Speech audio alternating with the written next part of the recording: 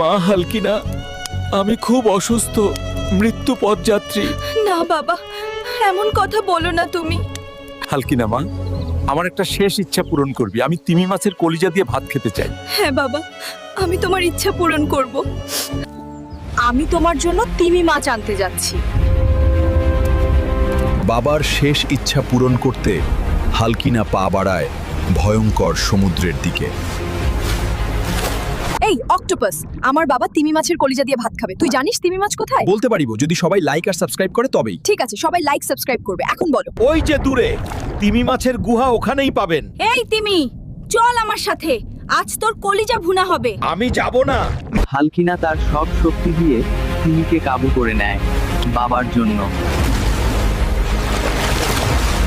তোমরা সবাই এখানে কেন? হালকিনা, অনেক দেরি হয়ে গেছে, তোর বাবা আর বেঁচে নেই।